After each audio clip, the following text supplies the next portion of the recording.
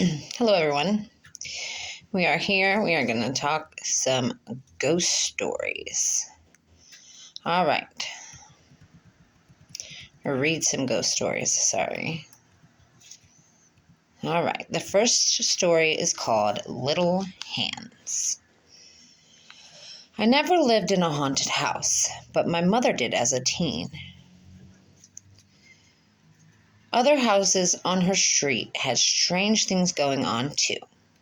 A few homes away from her lived a family. One night, the daughter went to bed with a bad headache.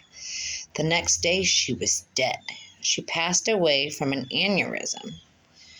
After her funeral, the family went away to get their minds off of the tragedy, and the father asked the uncle to check on their pets.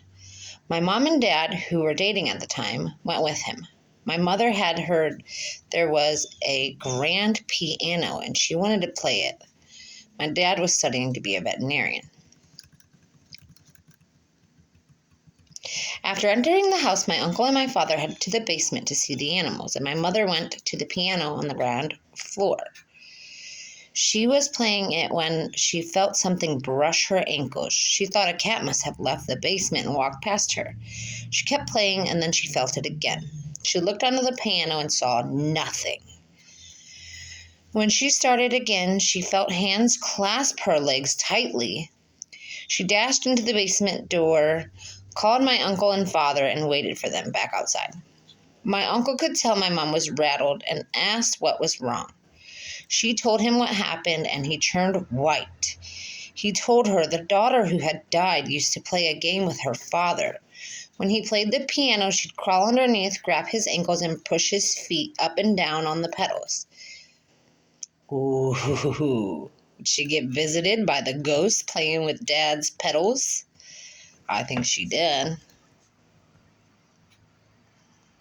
Okay, this one I think is titled, Why Am I Dying? The ambulance company that I used to work for had a haunted ambulance, Rig 12. A lot of EMTs had stories about it, but I never put much stock in paranormal stuff, that is, until I had my own experience with Rig 12. My partner and I were working in a rural community at 3 a.m. and it was pitch dark and completely quiet. We were both dozing. I was in the driver's seat. She was in the passenger seat. I woke up to a muffled noise. But I thought my partner was talking. I told her I was trying to sleep and closed my eyes. I distinctly heard a male voice say, "Oh my God, am I dying?" Followed by a few seconds of heavy breathing. My partner and I sat straight up and looked back into the patient compartment when it sounded like the voice had come from. Things were quiet for a couple of seconds. Then we heard a click of an oxygen bottle regulator and a hiss as if it was leaking. I turned on the lights and we ran out of the rig. I thought a transient might have climbed in while we were sleeping, so we opened the rear doors. No one was there. I checked the oxygen bottles. Neither were opened. We didn't sleep much after that. Creepy. All right, next one. The Impish Ghost. My neighbor Diane and I had a playful poltergeist for years, and we called it Billy. In their real-life ghost story, I'd come home and find something put in a weird place. Milk in a cupboard, toilet paper in the fridge, laundry detergent in the bathtub. Diane once called to ask if Billy had been around because she couldn't find a gallon of milk. We finally found it outside of her back steps. And darn sugar, every morning my sugar bowl was empty. When I had enough, I would point to Diane's home and yell, "Go see Diane." Within 5 minutes, I'd get a call from her. "Thanks a lot," she'd say. He'd gone and pulled shenanigans at her house. This occurred for the entire 2 years we lived there. No one believed us, not even our husbands. My mother thought someone was stealing from us when we were sleeping out of our houses. My sister believed something was going on but didn't know what. I still can't believe any of it. And that's the end of that story. Well, that's kind of creepy. Maybe they were playing a game. All right, the Eerie Attic is what this one is called.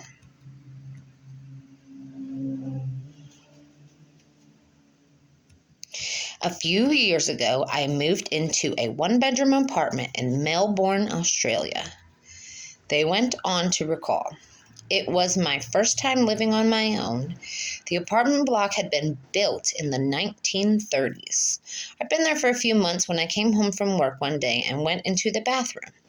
I saw something strange. A wooden board which had carved a hole in the ceiling.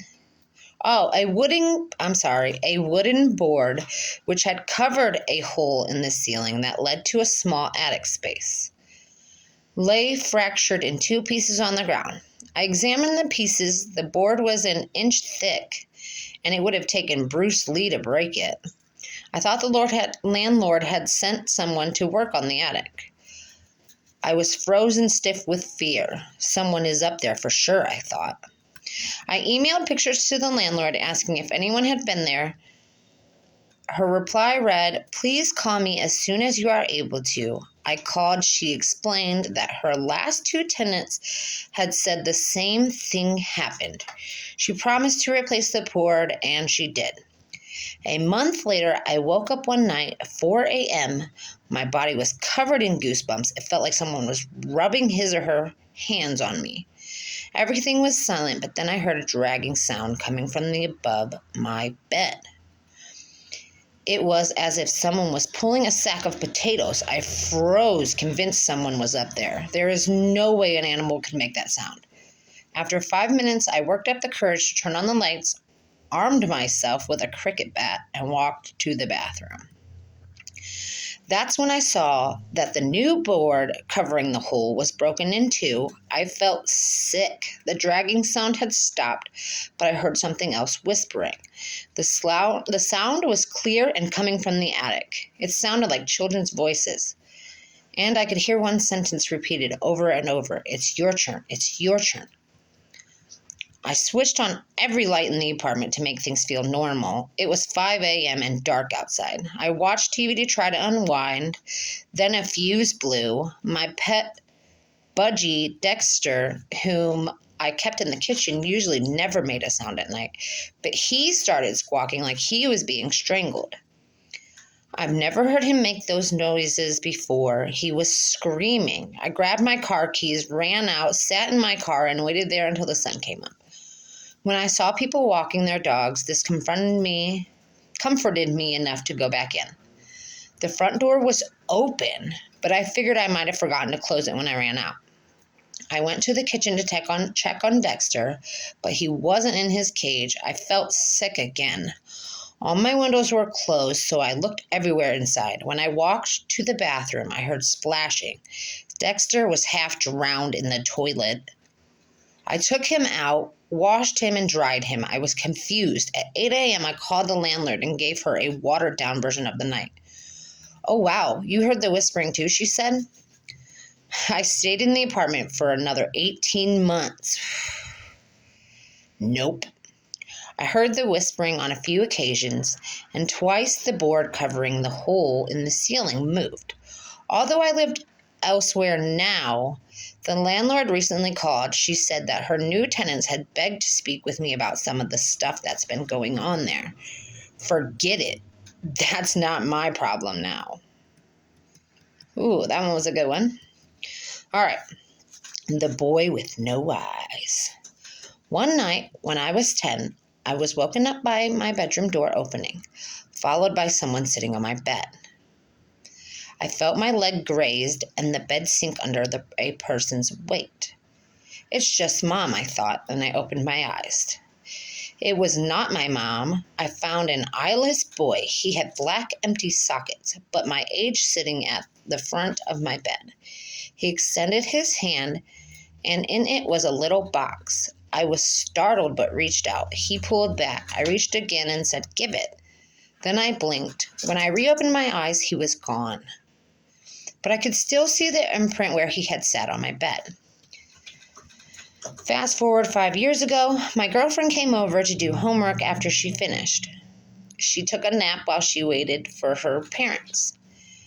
When they arrived, I tried waking her up. She opened her eyes suddenly, looking up at a corner where the wall met the ceiling. She pointed there and went back to sleep.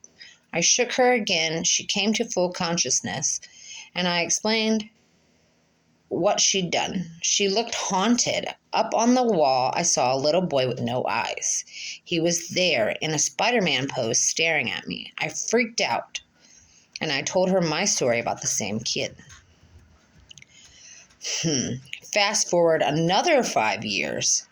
I was with the same girlfriend. We had a 2-year-old, and we were living in my parents' house in my old room. My daughter started waking up at the same time every night, and she'd talk. After a while, I noticed she had almost the same conversation every night.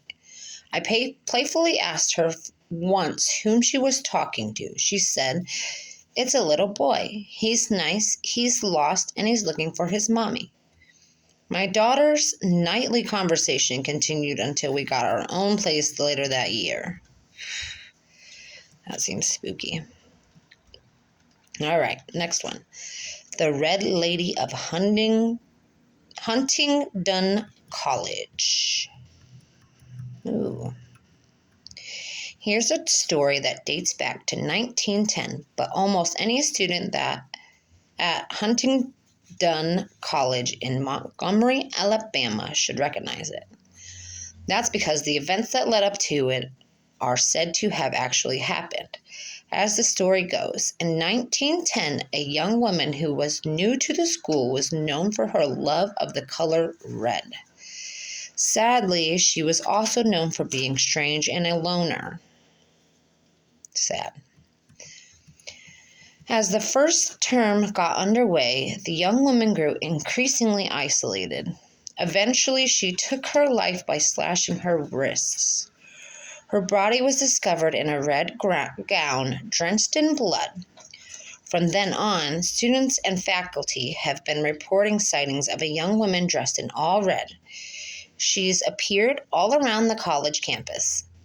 The figure dwelling in perpetual isolation is often cited as a reminder of the importance of being kind to one's peers. That one is sad.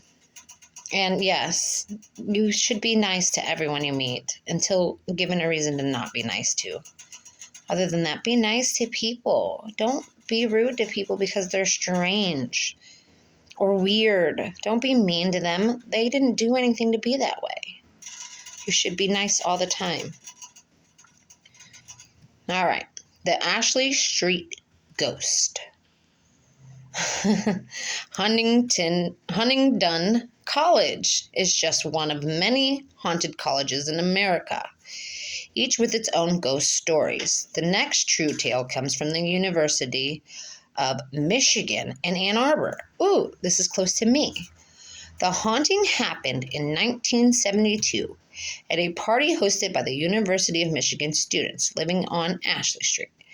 A 15-year-old girl who probably had no business being there in the first place suddenly felt a strange, bone-chilling cold. In an attempt to warm up, she went upstairs, because heat rises, we guess. And that's when things really went weird. One of the walls of the house started moving, and a black shadow approached the girl. Meanwhile, downstairs, posters were spontaneously popping off the walls and falling onto the ground in a pile on the floor. The girl wandered back downstairs, where she found herself saying these strange words. "The drugs and addictions were my fault, and I accept responsibility for that. But I was not that way deep down inside. I want to apologize to everyone involved for what I have done." What made those words even stranger was that the girl did not do drugs, let alone have an addiction. Her words didn't seem all that strange to the students who lived in the house, though. Before they moved in, the house had been inhabited by a man with a very serious addiction. The reason he no longer lived there, he had died of a heroin overdose. Has the ghost of Ashley Street made a more has the ghost of Ashley Street made any more appearances? That means a mystery worthy of the most honorable horror story. That was weird. The ghost of Frederick Jordan. All right. This real-life ghost story concerns a man named Frederick Jordan, who held one of the most lonely and desolate jobs in existence. Jordan was the lighthouse keeper for Painfield Reef Lighthouse off the coast of Fairfield, Connecticut. Built in 1874, the lighthouse was primarily a way of warning ships of a treacherous hidden reef responsible for more than its fair share of harbor accidents. In 1916, Frederick Jordan was the head lighthouse keeper. Tragically, he drowned in a boating accident just before Christmas of that year, when he was caught in a gale while rowing home to see his family. Ever since then, lighting and equipment malfunctions in the lighthouse have been blamed on Jordan's spiritual presence. But even more chilling is that keepers of the Painfield Reef Lighthouse often find the lighthouse logbook open to the day Jordan died. Locals have recounted witnessing an unidentifiable figure appearing on the water to help stray boats find their way to safety near the reef. Okay, the ghost who came to play. All right. This true ghost story might strike you as more awe than eek, but only until you consider that we really have no idea what our four-legged friends can sense that we cannot. Including the scariest of stories, can dogs see ghosts? Well, there are plenty of dog experts out there, including veterinarians, who will attest to the fact that there's a lot of documentation that could support the notion that dogs can sense paranormal activity. All right, and then there's this story. Okay. Marilyn settled onto her side of the bed and patted Jack's pillow beside her. A year had gone by, but Merlin was still adjusting to widowhood. Maybe it was crazy to think that her 40 years of marriage she would ever adjust. Elmer, the golden retriever, seemed to understand this from the very first. Sorry, I had something pop up on my screen. Where was I? Seemed to understand this from the very first. That cold, moonless night when Merlin returned alone from the hospital, Elmer did something he'd never done before. He jumped up onto Jack's side of the bed and lay his head on the pillow. Jack would never have allowed it, but Merlin didn't shoo him off. Instead, she lay down beside Elmer and let the peaceful sound of his snoring lull her to sleep. The next night was the same, and the night after that. Over the past year, it had grown into the comforting routine, but not tonight. Tonight was the first time Elmer had left Merlin alone in the bed since Jack's passing. But hearing nails clicking on the wood floor downstairs, Merlin recognized the sound of Elmer's requesting outsies. With a sigh, Merlin made her way down the stairs to the foyer, but Elmer wasn't pacing in front of the back of the door. Rather, he was dancing and wagging and wiggling and bowing, just like he used to do when Jack would come home from work. To Merlin, it felt as if Jack had just come home. Who is known for her intuition about these things, believes that is indeed what happened. So maybe he'd just come home. All right, the lost colony of Roanoke.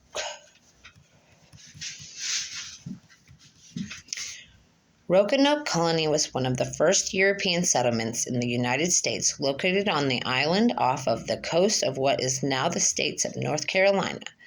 The colony was established in 1587 under the auspices of the first Queen Elizabeth. Soon after the colony's leader, John White, returned to England, where the settlers came from. His trip was meant to be brief. He was only meant to grab supplies and return to the New World. But political upheaval prevented White from returning until 1590. It was only 3 years, but a lot had changed when John White returned. In fact, the entire colony, consisting at the time of 115 people, including a newborn baby by the name of Virginia Dare, was gone, just up and vanished. All that was left was a post onto which the word Croton had been carved. Croton referred to the name of the native tribe that had been on good terms with the settlers. So White thought the colonists had moved Croton Island, but they had not. It remains one of the most famous disappearances that no one can explain. What's more, there's never been any evidence to suggest the colony was massacred. Many believe that baby Virginia grew into the beautiful young woman, one who eventually fell into a doomed love affair with a native warrior by the name of Okisako. Sorry if I pronounced that wrong. To this day, she haunts the woods in search of her man, often in the form of a white deer, one that always vanishes at dawn. According to the state of North Carolina, the government, and the Heritage Library, longtime residents of the island have no doubt that the identity of the phantom deer is the ghost of Virginia Dare. Interesting. All right, last one probably. The Prince in the Tower. This is the story of two young princes, brothers Edward and Richard, who were imprisoned in the Tower of London to prevent them from becoming king. In April 1483, when King Edward died, his oldest son, Edward, who was just 12 years old, briefly became king. Because of his young age, he had a regent appointed, and the regent was the young king's uncle, known as the Duke of Gloucester, whatever. This uncle was known to be deeply resentful that the boys even existed. If it weren't for them, he would have been next in line for succession. What happened next is a mystery. Indeed, it is one of the strangest British royal family mysteries. It appears that the young king and his brother, Richard and the Duke of York, were kidnapped and locked away in the Tower of London, after which the Duke declared himself King Richard III. The two young princes were never seen or heard from again. The two small skeletons that were eventually found in the tower are believed to be all that's left of them, other than the ghostly apparitions, that is. God, I don't like the way that one ended. We'll do this again. The last one, though. The Ghost of the Hanged Man. On October 13th, 1877, Robert Schmall was hanged after a trial that found him guilty of terrifying and unacceptable murder spree. The townspeople were filled with so much anger and hatred that they left the body hanging for days. The tale says not one of the townspeople demonstrated even a shred of remorse, let alone forgiveness. Since then, Schmoll has been said to haunt the town. Those who have seen him say he appears as a ghostly male figure, but as soon as the figure registers in your mind, it disappears into the darkness. And that seems like a perfect ending to the best of the ghost stories. All right, and that's it. That's all we got for today on the ghost stories to tell in the dark. I hope you do enjoy these videos. If you do, please smash that like button so I know you like them. Subscribe if you are not already subscribed. Turn on your notification bell so you never miss another video. And I'll see you guys in the next one. Love you.